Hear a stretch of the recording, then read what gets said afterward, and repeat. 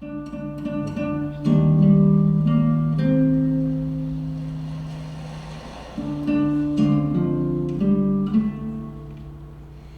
de um médico importante, ela se mudou para Ipanema no começo do século passado. Os anos foram passando, ela herdou a casa e sempre a deixou muito movimentada, seja com artistas, hóspedes ou locatários. Sim, Laura precisou alugar sua casa para sobreviver nela. Ela tinha um gosto muito excêntrico e uma afinidade particular pelo teatro. Sempre quis ser atriz, porém nunca atuou profissionalmente.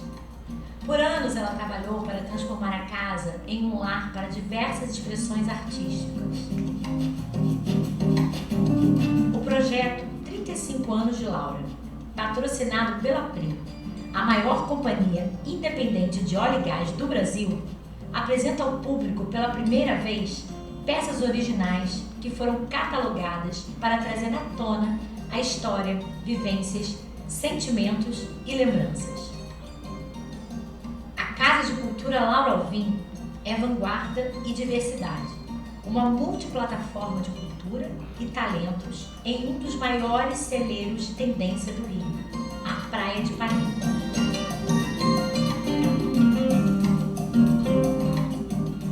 Ela abriu as portas da sua residência para inúmeros artistas.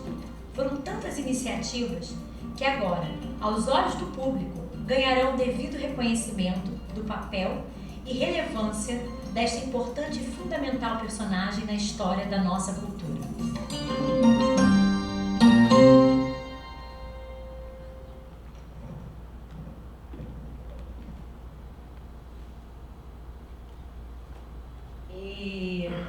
Boa tarde a todos. Estamos começando hoje nosso ciclo de palestras 35 anos de Laura, que é um ciclo, uma atividade que está dentro do projeto global 35 anos de Laura, idealizado e realizado pela produtora Constelar, o patrocínio da Prio, a maior produtora independente de óleo e gás do Brasil, e também com o apoio institucional da Funarge.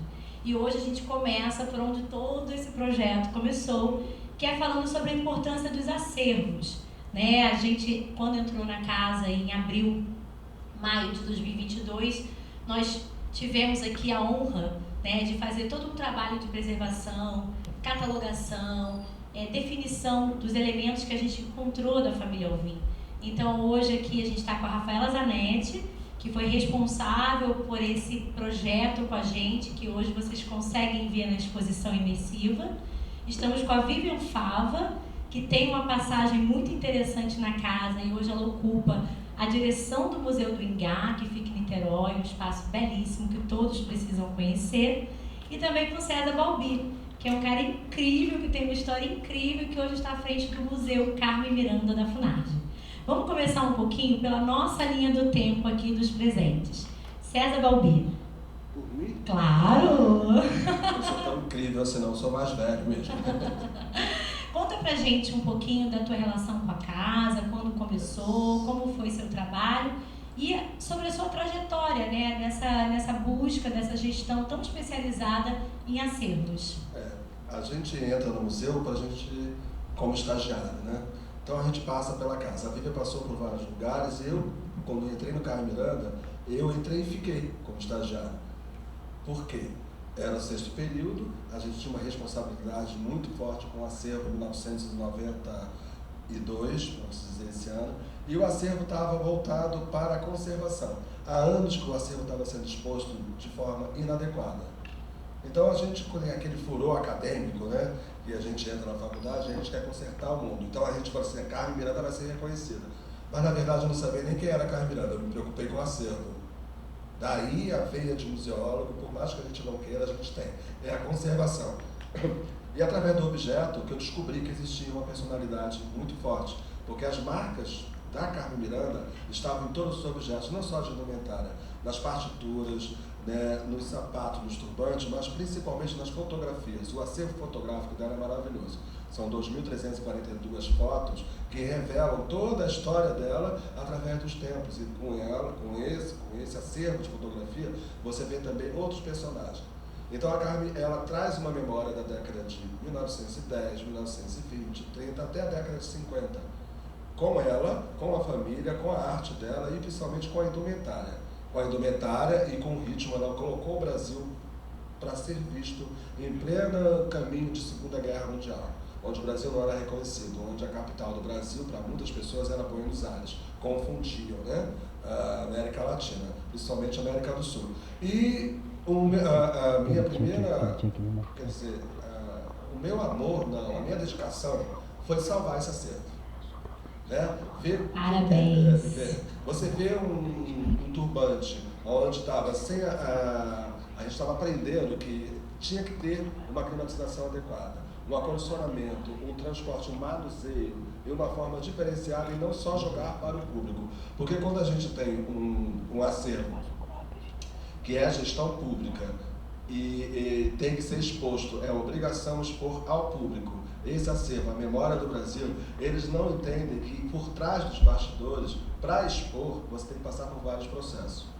Né? Foi o que a Casa de Laura mostrou aqui, né? Porque eu fiz em 2014 eu passei por aqui para ver como é que estava esse acervo e eu percebi que através da FUNARD, que estava fazendo como se diz, uma comissão de baixa, e a gente viu que não tinha que dar baixa, tinha que conservar. Né? A gente tinha que atribuir valor aos livros franceses, às peças dos anjos, a prataria, toda aquela parte que você tem de fundição, que ela também preservou, e a história dela e do pai dela. Que eu não conhecia a Laura Alvim, eu conheci a Laura Alvim através dos objetos. Então, eu, como museólogo, eu posso dizer, até me arrepio um pouco, a gente conhece quando você vê um original e você vê como isso foi construído, como isso foi feito, por que foi feito.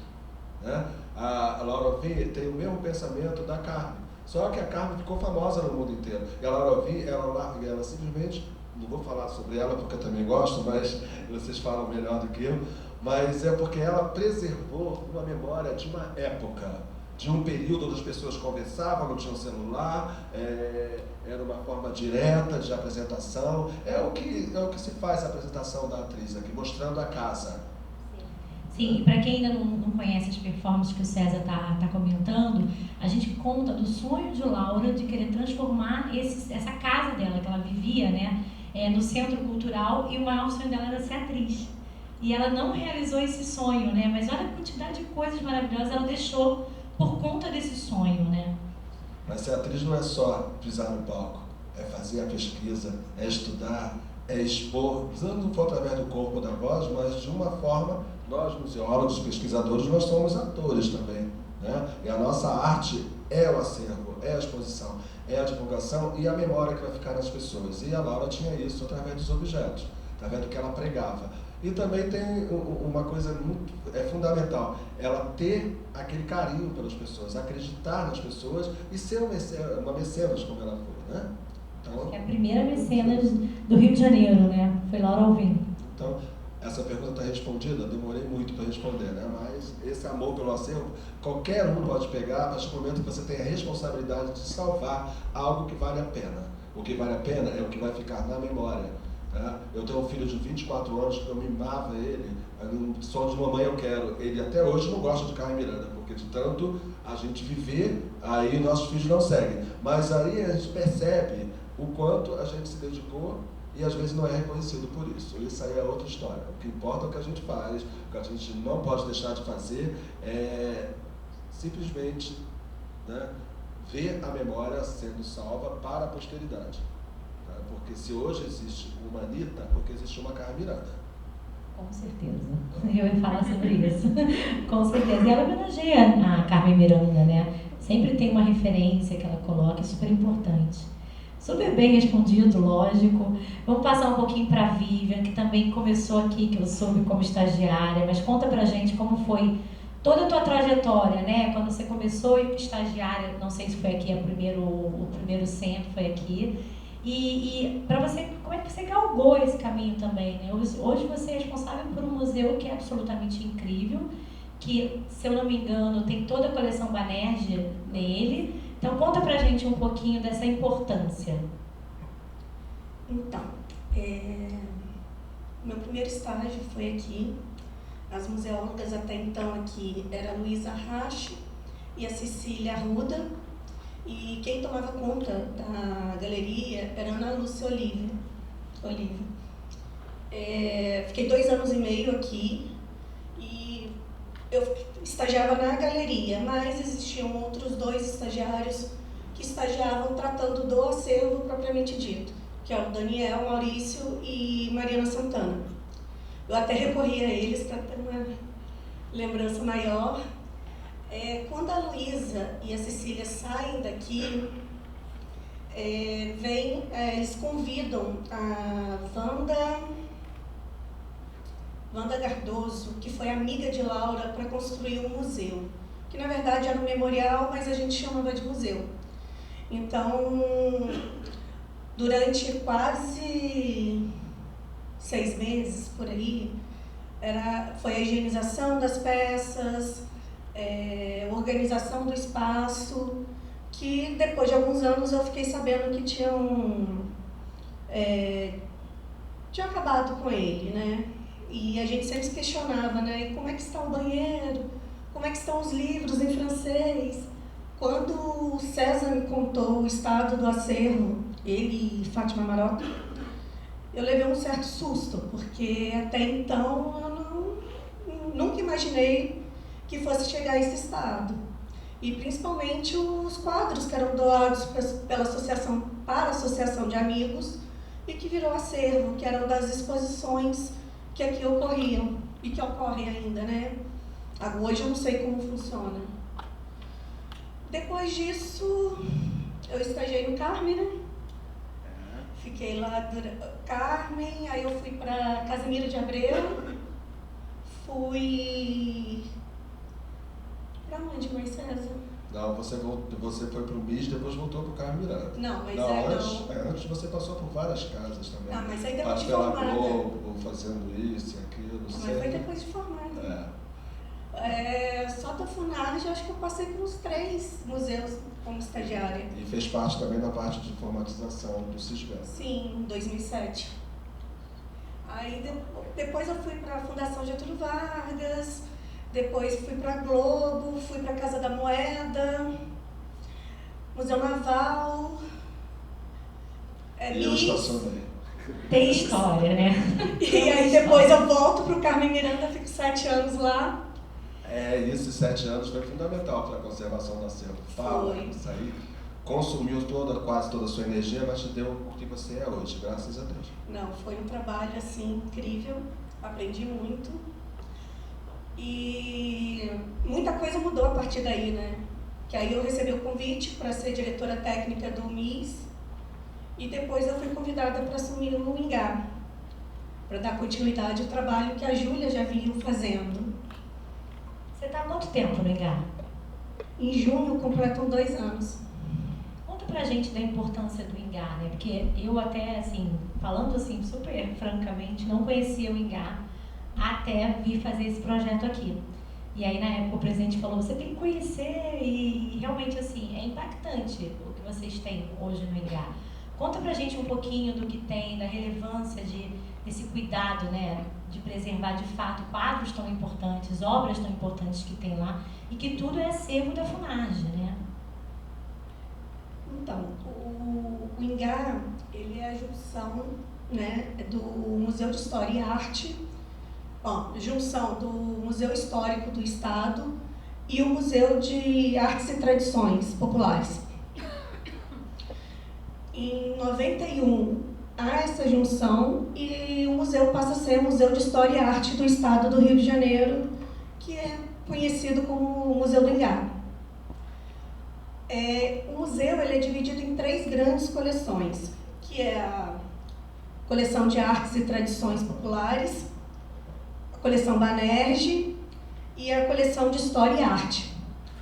O museu ele foi sede do governo do estado, então tem acervo histórico, tem quadros da Pinacoteca que teve no museu, e fora isso as coleções que foram chegando, né? Como, por exemplo, o Palácio Nilo Peçanha, Lucílio de Albuquerque, Correia Lima, Haroldo Barroso, Hernani do Amaral Peixoto e por aí vai. Contando tudo, dá mais ou menos 6.000 objetos. Né? Já a coleção Banerjee, ela é depositada no INGA. Ela é uma coleção do Estado e é uma coleção que ela foi montada, foi feita, né, pelo banco, naquela época o BERJ, para contar um pouco sobre o carioca, sobre o estado do Rio. E naquela época, mais ou menos, né, 450 anos do Rio, ele encomendou diversos quadros. Tem um, inclusive, do Cícero Dias, que é uma encomenda. Fora isso, tem de Cavalcante, Anitta, por aí vai. Não, é incrível. É um parabéns. acervo que vale a pena. Ele esteve exposto, a coleção, parte da coleção, né? Esteve exposta no Paço Imperial. Depois a gente levou essa curadoria para o Museu do Ingá. Ano passado foi para Belo Horizonte e talvez continue aí itinerando. Parabéns, parabéns. Vamos falar um pouquinho com a Rafa, né? A Rafa teve a missão. Quando o César falou que ele entrou e salvou, né, esse acervo antes de conhecer Carmen Miranda, esse projeto começa por isso, né? Um dia eu atravessei essa casa, era 2017, eu falei, gente, quem é Laura Alvim? Eu não tinha noção de quem era ela. Eu falei, eu já trabalhava com produção, eu trabalho há 22 anos com produção, e eu nunca tinha escutado ninguém falar sobre ela ou contar a história dela. E aí eu procurei na internet, não tinha nada, pouca coisa, assim, eu falei, não, vou mostrar quem era Laura Alvim. E aí começa a minha missão, foram 5 anos, para a gente conseguir estrear. A Rafa, logo no início eu acionei a Rafa ali em 2019, eu falei, Rafa, você tem que entrar comigo nessa, então é muito importante a gente estar aqui hoje, né? Vencemos, Rafaela. Conta pra gente aí como foi essa trajetória, a sua trajetória, que é incrível. Ótimo. Primeiro eu queria agradecer o convite de estar aqui nessa mesa tão especial com profissionais que eu admiro muito, que já trabalhei, né, em vários projetos. Eu também tive uma experiência grande na Secretaria de Cultura na FUNAG, trabalhei lá durante quase 8 anos, então tinha essa relação diária com todos os museus da rede, incluindo o INGA, o Carmen Miranda, né? O César e o Carmen Miranda quase são uma fusão, quase 30 anos, né, César, que você está lá. 31 anos praticamente, 92. O César já é patrimônio. Já é acervo, tem que ser. Não, senão vão tirar minha luz, vão tirar meu acondicionamento, vão tirar tudo, vão dizer que não é prioridade.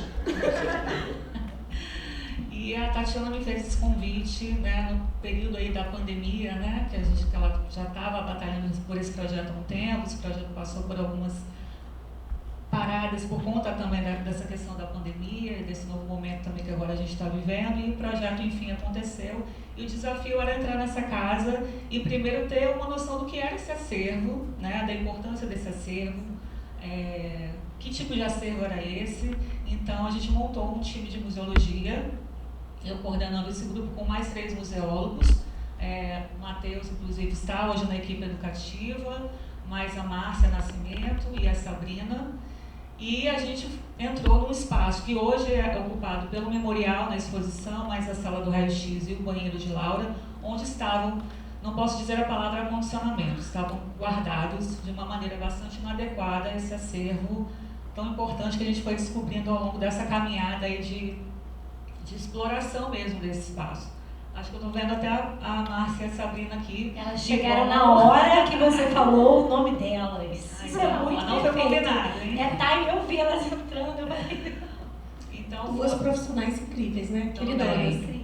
Time, assim, realmente muito especial que foi envolvido nesse projeto, né? Então, a gente entrou aqui no final de abril e nesse espaço onde esse acervo estava guardado de forma bastante inadequada, e a gente teve que entrar nesse local e explorando e retirando as caixas, retirando esse acervo, que inclui pinturas, objetos, esculturas, mobiliário, objetos decorativos, gravuras, fotografias, desenhos, enfim, uma gama de acervo bastante diverso e vasto, que implica também em formas de acondicionamento e de tratamento também diversas. Isso estava guardado tudo no mesmo lugar, o que a gente sabe que isso não é adequado. Então, primeiro foi esse trabalho de abrindo e descobrindo esse espaço E identificando esse acervo, né, já tinha uma catalogação prévia desse acervo, então a gente foi fazendo toda a conferência novamente, medimos esse acervo, analisamos o estado de conservação, né, então a gente chegou aí no final uma listagem de quase 800 itens, né, de acervo museológico, além de uma descoberta de um acervo documental super importante da casa, que traz justamente essa memória de 35 anos da casa, desde do pensamento de construção dessa casa, todo o processo que foi, né, a doação da casa da Laura para o Estado, para o governo do Estado, né, para que se tornasse uma casa de cultura. Então a gente descobriu esse acervo e também tivemos, né, a ideia super bem abraçada pela Tatiana de fazer a identificação desse acervo e a digitalização desse acervo. Né? Então 1.712 itens ali foram registrados, catalogados, uma catalogação prévia, né, claro. Rafa, desculpa, mas eu tenho que fazer essa pergunta. Vocês atribuíram valor para catalogar mais ou só usou o relatório carga da FUNAD, que graças a Deus existia, que não podia se desfazer, mas vocês incorporaram mais objetos? A incorporação ainda não foi feita porque isso existe um trâmite, a gente está lidando com um acervo que é público, né? A gente fez quase um rolamento desse acervo documental, né, esse acervo administrativo / documental, e o acervo museológico já tinha uma catalogação prévia que a gente seguiu, né, esse número de identificação, o IP, mas a gente também foi descobrindo acervos que não estavam catalogados. Nessa descoberta, a gente, quase no final, as meninas podem também depois complementar, a gente descobriu uma pasta com fotografias de família, que aliás, boa parte delas estão expostas aí na exposição. Então a gente foi encantado também e fizemos o registro desse acervo, de mais de 40 fotografias, e fizemos a digitalização desse acervo, e hoje todo esse acervo está na base de dados do Cisgam, né? Isso também foi uma benesse, eu acho, também um legado que a gente deixa para casa, um legado que a gente deixa para a FUNAD. Estamos lidando com um acervo que é público, que é do público e tem que ser de conhecimento do público, e a gente entende que a melhor forma de preservar o acervo é também torná-lo acessível a esse público. Então, ele estar exposto hoje é uma forma também de conservação desse acervo, até porque a gente fez toda uma higienização preventiva, né, desse acervo que estava num local de guarda não adequado. A base da museologia, a gente investiga, né, que é pesquisa, atribui valor no sentido de ver a importância desse acervo, né, que todos os acervos são assim, foi o que eu fiz com a Carmen Miranda, a gente está fazendo com o IGA, e o que foi feito na Laura é que me deixa feliz, porque em 2014 eu estava vendo esse acervo perdido, né?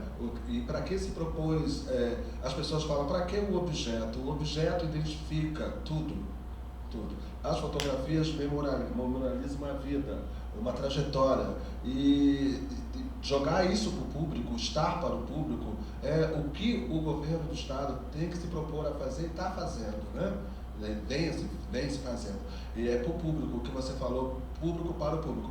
Não tem uma volta, digamos, financeira, não tem um valor que você gera para o público. Você tem que gerar esse valor para o público ver, e você tem que ter esse valor, porque você tem a guarda. Se você tem guarda, você tem a obrigação. Tanto que essa é uma programação que acontece na casa, totalmente gratuita, né? Então as pessoas têm acesso a isso de forma livre, né? E a gente pensou também na apresentação dessa exposição junto com o time de curadoria, com a Tatiana, de tornar essa exposição mais acessível possível. Também foi uma outra preocupação, não basta só exibir o acervo, mas ele tem que comunicar a todos os públicos, ou ao menos tentar, né, ser comunicado a todos os públicos. Então é uma exposição que conta com recursos de acessibilidade, com libras, audioguias. Então essa é uma preocupação também da preservação, né? E a preservação digital, que é esse acervo agora ser disponibilizado, poder ser disponibilizado para o público, ou público mais especializado, que queira fazer uma pesquisa, ou um público interessado no acervo da Laura. E é um acervo que eu falo que ele tem muitas possibilidades ainda, ele está começando a ser pesquisado. Eu acho que a gente, né, foi um embrião aqui essa exposição das possibilidades que esse acervo tem e do legado que a gente deixa para casa e para a população do Rio de Janeiro, né, de forma geral. Mas como todo acervo, a gente não pode deixar de dizer que a conservação preventiva ou conservação para o futuro, ou conservação física, ela é mais importante, porque sem o acervo não existiria a casa.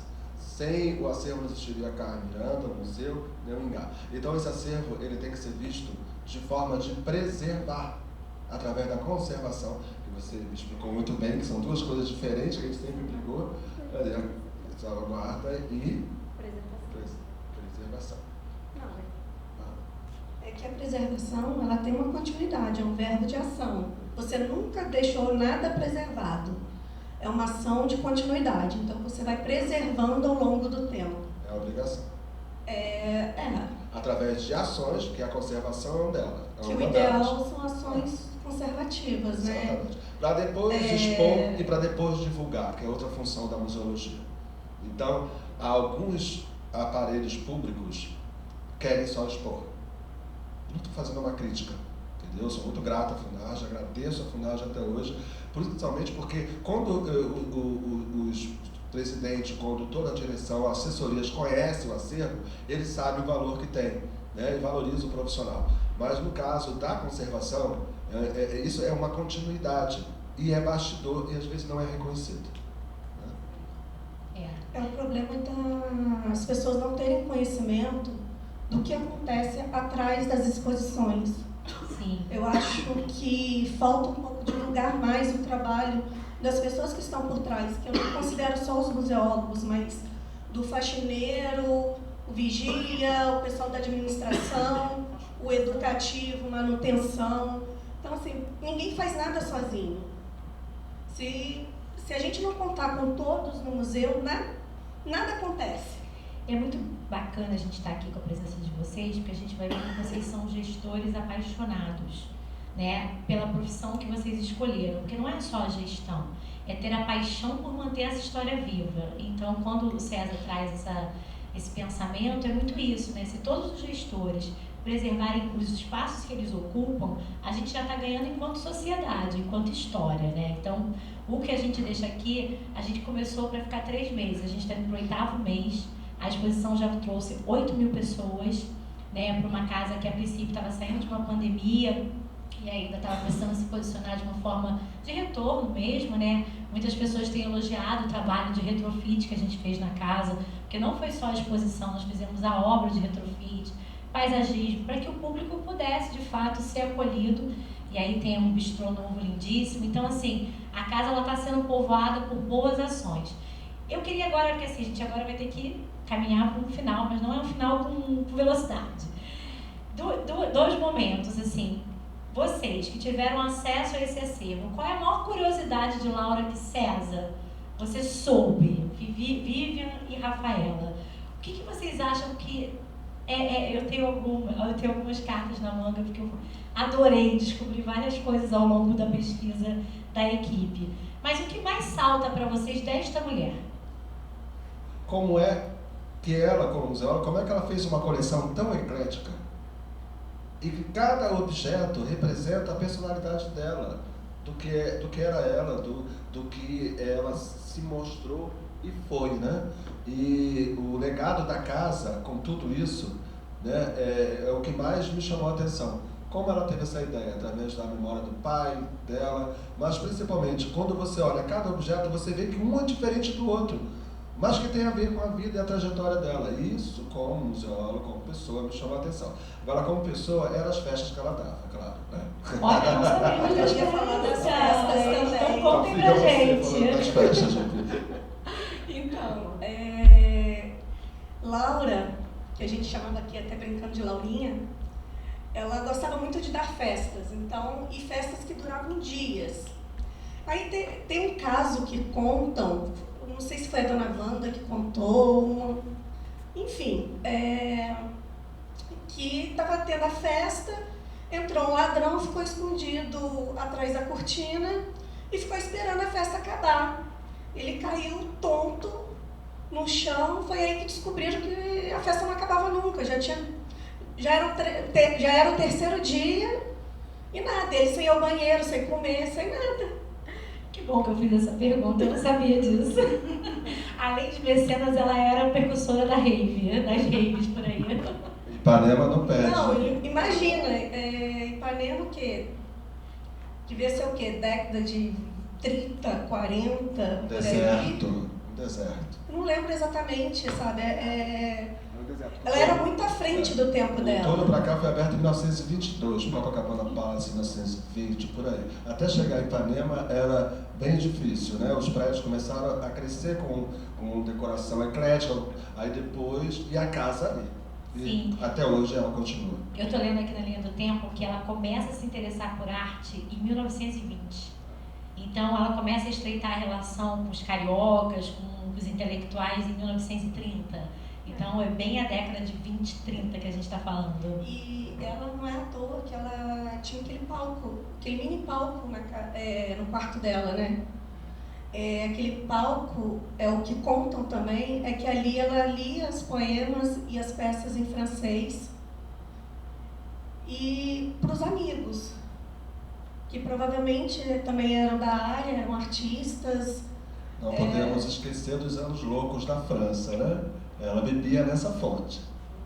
Também. Por que ela era chamada de Pequena Voltaire? Vocês sabem disso? Tem uma questão da escola que chamavam ela, né, Rafa, que a gente descobriu, né? A Pequena Voltaire. A maioria dos livros que ela tem, né? Ela é uma apaixonada, né, pela língua francesa, falava fluentemente, tocava piano junto com o pai também, né? Nesses momentos, ela é uma apaixonada pelo pai também, né?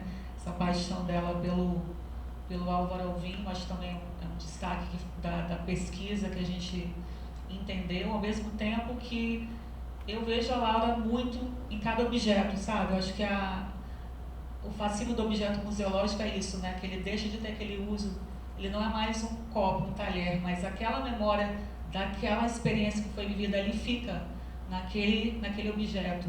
Então, quando a gente está na exposição, eu sinto isso. Né? Como se a gente estivesse naquela energia, naquela sala de jantar, naquele banheiro que ela devia ali, né? Estar na sua intimidade, naquele ela amou, ela sofreu. Então aqui tem a energia dela. Então tem muita energia dela. Então se alguém, posso dizer assim espiritualmente, sem nenhuma experiência, se alguém fizer uma coisa errada, vai ter uma rasteira, que ela não vai deixar. Eu acho que ela está pairando pro bem aqui, né? Eu acho que ela traz essa energia dela é intensa. Está aqui. As atrizes que falam isso, né, que agora, antes de entrar, elas realmente pedem licença. Eu não sei se elas não faziam antes. E foi muito bonito que a dona Fernanda Montenegro veio nos visitar há pouco tempo e ela ficou tão emocionada porque ela era amiga, né? Ela foi responsável pelo testamento, ela foi testemunha do testamento e Laura estava ali no seu momento quase final, já bem adoecida, e aí ela entrou com o Darcy Ribeiro no quarto, ela assinou o testamento, ela falou para Fernanda: agora eu posso ir. Então essa energia dela é muito forte. Aí a Fernanda, quando desceu, encontrou as atrizes, falou: o que vocês fazem aqui não é teatro, é um ato religioso. Então, se vocês forem embora dessa casa, vocês vão ter que voltar aqui uma vez por mês para cultuar esse ato e para trazer a Laura para o espaço dela, né? Então, é de fato isso. Rafa, que curiosidade você te encantou? O que chamou sua atenção ao longo dessa pesquisa? Eu gostei muito de conhecer as fotografias, porque eu acho que tem essa memória mesmo dela, da relação. Tem pouco registro fotográfico, né? Da Laura. A Laura, até no final da vida, ela teve uma doença de pele, ela não se deixava fotografar, então a gente nem tem registro fotográfico, por exemplo, da Laura mais velha. A gente tem registro, né, essa figura mais velha que a gente vê na exposição é a mãe da Laura, que até causou confusão no momento da pesquisa, se era a Laura mais velha, se era a mãe, enfim, é a mãe, né, que a Laura ela não se deixava fotografar, ela ficou muito reclusa nesse processo final da vida dela. Então, essas fotografias que tinham ali a relação dela com a irmã, com a mãe, né, com a família, tem a foto do funeral, né, do pai que foi aqui na casa. Então, são coisas muito interessantes que a gente pôde ter acesso, além do que eu falei, desses objetos que para mim carregam muito a memória dela. Agora, uma passagem muito interessante da Laura, que ela foi uma mulher tão incrível que ela não sucumbiu, né, à especulação imobiliária, que eles são dos poucas casas preservadas aqui na Ipanema, tudo virou prédio. E ela era tão apaixonada, né, pelos artistas, que ela recebia as pessoas. Ela passou a alugar, né, aqui alguns cômodos, porque ela precisava também de dinheiro, mas até quem não podia, né, não tinha recurso, mesmo assim ela recebia essas pessoas para ficar, esses artistas, esses estrangeiros, para ficarem aqui na casa. Então, ela foi resiliente, né, até o final da vida dela, no propósito que ela tinha. Eu acho que a gente está aqui hoje por conta dessa resistência, dessa resiliência dela. Então, acho que ela é essa grande mulher. Inclusive, esse prédio que a gente está, ela construiu para receber nordestinos, artistas. Então, ela abria as portas mesmo para quem quer que fosse. Quem ela lembra, então? Carmen Miranda fazia isso onde? Na casa dela, nos Estados Unidos, em Los Angeles. Recebia todos os brasileiros e tudo mais. Quer dizer, são pensamentos, né, de pessoas que têm a arte, que têm a vivência e respeita, né, o que faz. Então, a resiliência dela também é muito... Essa eu não sabia. Para mim, ela não tinha sucumbido. Foi o último momento. Não, ela recebia aqui também sem tetos, gente. A gente tem uma passagem, né, na pesquisa que a gente fez, que ao morrer, foi muito difícil tirar as pessoas que moravam aqui, que eles inclusive ameaçavam de uso capião. Ninguém queria sair daqui. Tem o RJTV, a gente descobriu um jornal, né, que tem a foto das pessoas assim, fazendo manifestação dizendo que a casa era deles e que eles não iam sair daqui, mas a casa já havia sido doada para o governo do estado. Agora, tem uma curiosidade muito leve, assim, né, que é a história dos casamentos. Vocês sabem disso? Nós descobrimos que o Laura recusou 49 pedidos de casamento. E até hoje eu não sei por que isso aconteceu. Quem souber me fala, por favor. Olha, boas lembranças. Agora eu acho que é uma parte que a gente tem que pensar assim, projetos como esse, né, feitos por uma produtora que não tem nenhum vínculo, né, com instituições públicas, é parte de uma ideia, né, parte de um desejo de realizar algo com essa magnitude. Foi muito dolorido fazer esse projeto, mas eu saio com muita tranquilidade que nós fizemos o melhor. Nossa equipe incrível, que a gente tem sempre que agradecer. No início, assim, no maior auge do projeto, a gente tinha 150 pessoas contratadas, trabalhando full time, com as melhores e piores condições que nos deram. Então, pessoas como Laura, como Carmen Miranda, como nós aqui, que defendemos a arte, para vocês, gestores de lugares tão importantes, né? Qual é a relevância de um projeto como esse que nós criamos 35 anos de Laura, onde a gente junta o público e o privado, trazendo a verba do privado, né? Trazendo a PetroRio, que ela me abraçou desde o primeiro dia. A primeira pessoa que soube que eu tinha o desejo de falar de Laura Alvim foi o dono da PetroRio. Foi o Nelson Queiroz Tanuri, que é um grande parceiro que eu tenho, que eu só agradeço a ele. Eu falei, Nelson, vamos fazer algo naquela casa cultural Laura Alvim? Ele falou, vamos, por quê? Porque ele morava aqui do lado. Ele tinha uma memória de infância daqui. Ele via os cinemas dessa casa. Então, a casa, ela tem uma trajetória na memória do carioca de extrema importância. A gente vai falar, são 6 bate-papos, né, que a gente vai percorrer ao longo de maio. E cada um deles traz uma parte desse projeto, né? Então, assim, a gente vai falar também do Salão Carioca de Humor, que a gente vai ter a presença da Eliana Caruso aqui, junto com a Fernanda Montenegro, no dia 22 de maio. E elas vão trazer, de fato... Eu montei, acho que 2 ou 3 salões. Ah, você montou? Montei. Gente, ela me disse que colocou 45 mil pessoas numa edição aqui. Eu acho que eu ainda tenho alguma coisa lá em casa, de catálogo, alguma coisa. Paulo Gustavo, Fábio Porchat, pessoas incríveis que começaram aqui, naquela sala ali, né, na sala Rogério Cardoso, né?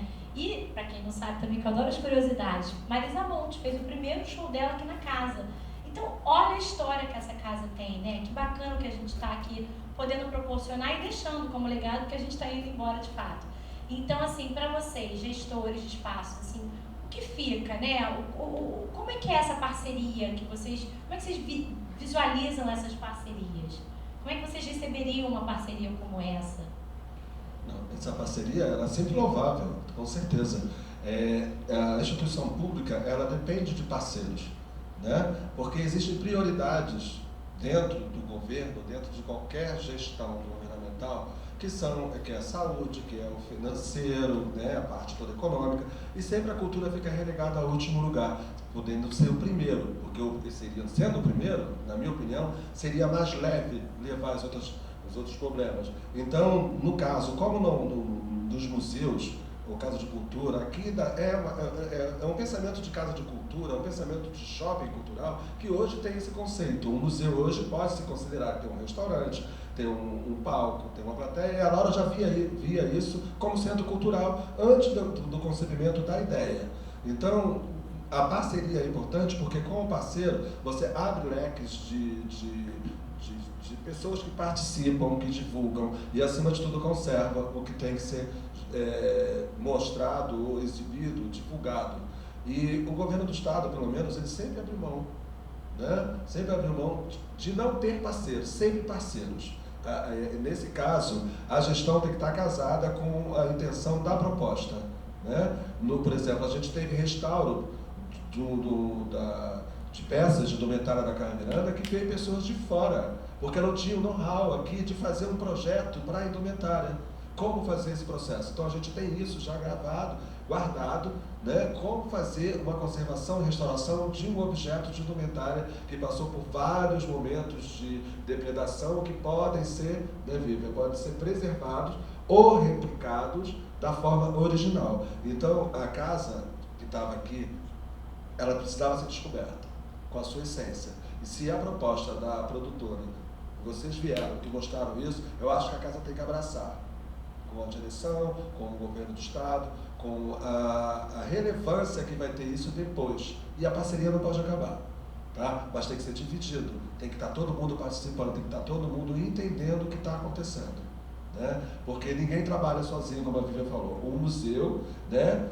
Uma casa de cultura, ou mesmo uma secretaria de cultura, ou uma fundação, uma FUNAS, todos têm que ter o mesmo pensamento, abraçar o projeto, viver esse projeto e, acima de tudo, né, dar valor ao que está sendo feito, porque o que é feito dentro de um processo digamos, cultural, ele fica na memória.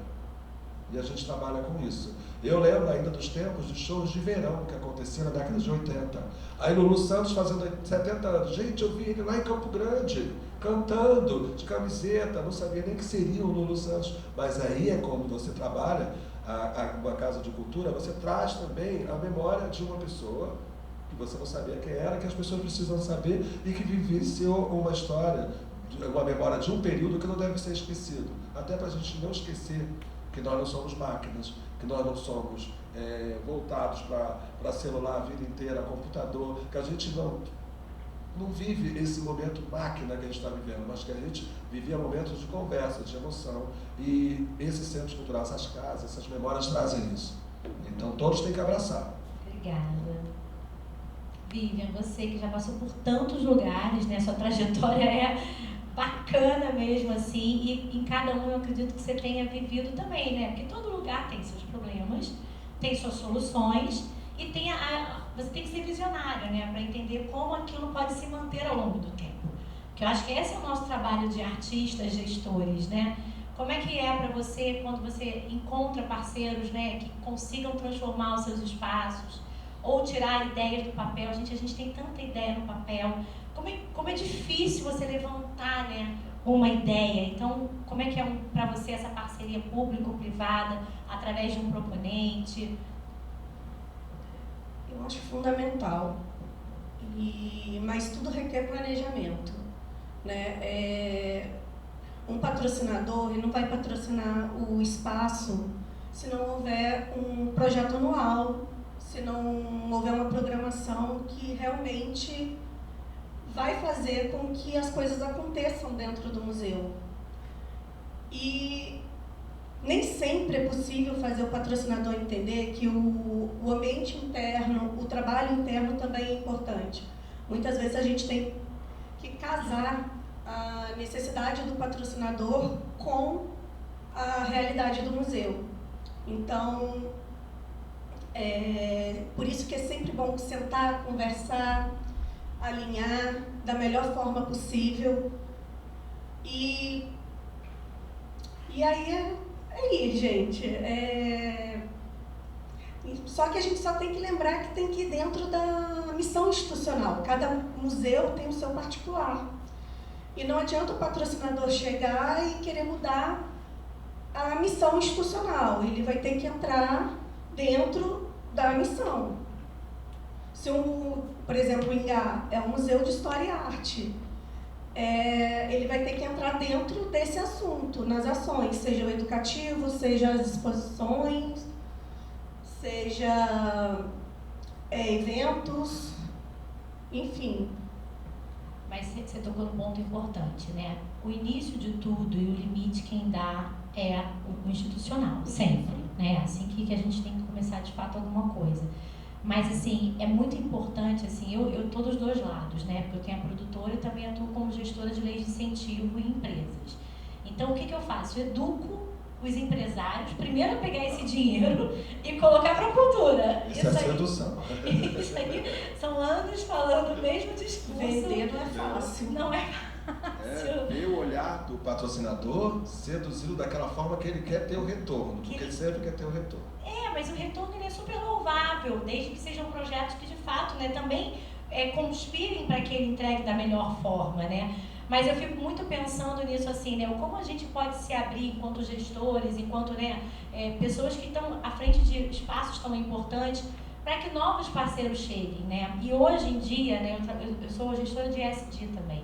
Então, hoje em dia, a regra do jogo você tem que retribuir para a sociedade.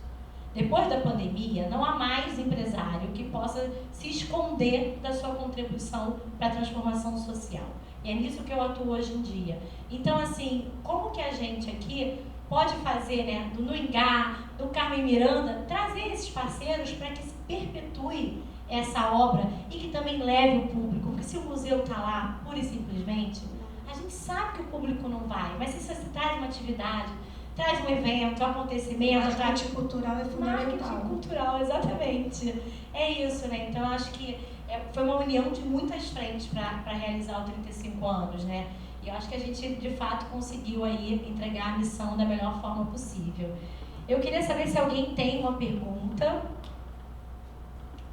Ninguém. A gente falou demais, né? Deixa eu Falou perguntar demais. para ninguém. Eu queria assim, agradecer demais a presença de vocês, ao time todo que está aqui, da Funarge, da Constelar. Todo mundo foi fundamental, de fato, para esse projeto acontecer. A presença de vocês que aceitaram imediatamente o nosso convite. Foi muito bacana o nosso A gente call. falar de acervo é maravilhoso. A gente falou um pouco de acervo, né? Mas a gente... Se deixasse, a gente ficava aqui horas. Temos horas ainda? Não sei que horas são. Eu estou aqui, ó, sem relógio. Não, só queria pontuar uma coisa. Mas pode que pontuar. muitas vezes a gente acha que expor o objeto é apenas na exposição física, e não é. Hoje, né, com aceleração perante a pandemia das redes, hoje você tem museus no Instagram, nos sites das instituições, e vários outros lugares que a instituição pode expor seu acervo. É aquilo que não é, muitas vezes, exposto numa exposição, por N motivos, ele pode ser exposto nessas redes, como uma exposição virtual, um museu virtual. A pesquisa virtual. A pesquisa para essas exposições. No MIS, nós conseguimos fazer uma exposição. Eu estava saindo quando foi lançada, mas foi um desejo nosso, que é um desejo também meu para o Ingá. E foi em 3D. As pessoas podem ver o objeto por inteiro, frente, costas, enfim. Mas isso não tira a magia de ver o objeto original. Não. São experiências isso é só o chamariz, diferentes. né? Na verdade, são experiências diferentes, mas que são fundamentais. São camadas, né, que a gente tem à nossa disposição para que esse acervo de alguma forma seja comunicado e divulgado. Então, sempre, quanto mais a gente puder... O museu tem um fã há 25 anos que nunca veio ao Brasil. Na verdade, ele veio em 2009 no centro da Carmen Miranda. Ele mora na Austrália. E quando ele quer ver um objeto, um acervo, fala: ela tem isso, tem aquilo, você tem a bolsa tal, não sei o quê. Eu falei assim: está aqui na pesquisa, eu te passo as imagens, a ficha, aí você trabalha em cima, porque eles reproduzem, eles fazem exposições do que eles reproduzem da Carmen, porque não podem vir ao museu. Então você vê a importância que tem né, você divulgar isso através das redes. Não, essas exposições são fundamentais. O alcance é mundial. Deixa de ser local para se tornar mundial. Isso não impede da pessoa ficar curiosa e ir até a instituição para conhecer ou pesquisar mais a fundo. São coisas distintas, mas que elas complementam. Não, mas ele falou, né? Tem um fã nos Estados Unidos ou na Austrália? Ela tem nos Estados Unidos, na Austrália, na China, no Japão, até no Alasca ela tem fã, não sei como, né? Não, ela é maravilhosa, né? Eu imagino assim, mas é isso, assim, o digitalizado, né, a rede hoje, ela proporciona essa abertura, né, para que o nosso trabalho ele realmente não tem mais limite, não tem fronteira, né? Isso não impede do cara um dia vir ao Brasil e ser o primeiro ponte que ele queira visitar e conhecer, porque ele já tem amor por aquele espaço, né? Sem contar que, por exemplo, o museu que eu trabalho, o Ingá, daqui a pouco pode receber também acervo digital. E aí? Natureza, nato digital. Nato digital. E aí? Né? São coisas para se isso pensar. Também é catalogado, NFT, então, número, tá aí. conservado. Também, o digital também acaba, né, filha, se você não conservar. Acaba mais rápido. Até porque as Sim. tecnologias vão ficando obsoletas e se a gente não se atualizar, ficam os sistemas lá inoperantes, né? Uma coisa que eu queria aqui destacar também, reforçar, né, toda essa experiência que a gente tem trabalhando com acervos daqui do estado do Rio, eu também tenho uma experiência com acervos do Espírito Santo, que eu sou de lá, da importância da gente valorizar também os nossos espaços culturais, o nosso acervo. Muitas vezes a gente sai daqui para ir lá na França, para visitar o Louvre, para visitar, né, o museu, o MoMA, a Tate Gallery, mas temos um acervo muito importante aqui com a gente, sabe? Esse acervo aqui é um acervo que tem muita relevância. Então é importante que esses projetos também aconteçam para dar essa visibilidade. Nossa, a casa tem esse acervo. O Ingá tem a coleção Banerjee, né? O acervo da Carmen Miranda que está lá. Então que a gente também passe a valorizar também mais os nossos acervos. Eu acho que projetos como esse dão visibilidade e permitem que as pessoas conheçam mais o nosso acervo, que passem a ser de interesse dos patrocinadores, entender também que a cultura ela é um ativo econômico, que esses acervos também têm valor econômico, né? Vamos também olhar sobre essa perspectiva, que um projeto como esse emprega muitas pessoas, é uma cadeia produtiva, né, da cultura que a gente movimenta com projetos culturais, então muitas vezes a máquina pública, né, o orçamento público não dá conta. Eu vivi também os dois lados, eu trabalhei quase 16 anos direto no serviço público, sendo gestora, né, pública, e agora eu tenho a minha empresa, então, e presto serviços, né, escrevo projetos de lei de incentivo, então eu vejo os dois lados, né, então a importância também dos gestores públicos ter essa sensibilidade de receber esses projetos que vêm só para somar e fomentar, né, os acervos, enfim, toda a programação daquela instituição, como também as produtoras, né, fazendo esse papel de intermediar junto aos patrocinadores para que se sensibilizem e até porque trabalhar com cultura é você associar positivamente a sua marca, né, a marca da sua empresa, como a Tati falou da pauta ESG, das ODS também, né, que são os Objetivos de Desenvolvimento Sustentável. Então isso é importante que as empresas cada vez mais se alinhem e tem até departamentos hoje dentro das empresas, departamentos culturais, departamentos ambientais, socioambientais, então são pautas importantes também para que as empresas elas invistam, né, para dar esse retorno para a sociedade também. Já que você levantou a questão das ODS, eu vou só pontuar aqui, depois a gente pode explicar um pouquinho melhor, né? As ODS, elas são um plano, 17 metas que a ONU se uniu para fazer junto com os empresários, aí a gente está falando de grandes empresas multinacionais, uma agenda 2030, onde eles têm metas claras para erradicar a pobreza no mundo. Né? Essa é a meta número 1. E com isso vem a parte ambiental, a parte social. Nesse projeto Laura Alvim, são 17 ODS, a gente atingiu 8. Nós temos 8 metas aqui atingidas. Então é muito relevante o que a gente fez aqui. Então é importante que a gente diga, e a partir dessas palestras aqui, a gente vai começar agora a destrinchar esse outro lado, né? As nuances do projeto. E eu não podia deixar, assim, não podia terminar sem falar que, além do trabalho magnífico da nossa equipe de museologia, coordenado pela Rafa, com as meninas que estão aqui presentes, a Márcia, a Sabrina, o Matheus, que está desde o primeiro dia aqui com a gente. O Memorial Laura Alvim, ele fica até setembro, e depois de setembro a gente entrega para casa, né? Então a gente deixa esse legado para a sociedade do jeito que ele está lá, do jeito que a gente fez. E também muito importante falar que todo esse circuito instalativo, a forma como os objetos estão expostos, a beleza do que está aí sendo mostrado, eles foram feitos, criados por um coletivo de artistas sediado em Nova York, tá? A Uncool, que eu busquei, eu tive muita dificuldade para falar quem vai traduzir isso em imagem. E aí a gente fez uma parceria com a Uncool. Dessa parceria a gente lançou um edital internacional. 40 artistas se inscreveram para falar sobre a obra de Laura Alvim. 7 foram selecionados. Então o que vocês veem na exposição foram feitos por 7 artistas pan-americanos. Então olha como girou essa marca ao longo desse último ano. Então, agradecer também ao nosso cenógrafo Marton, que não pôde estar aqui hoje com a gente, que costurou absolutamente tudo isso. E agradecer ao time mais uma vez, a todo mundo que está aqui. É o nosso primeiro de muitos encontros, eu adorei conhecer vocês.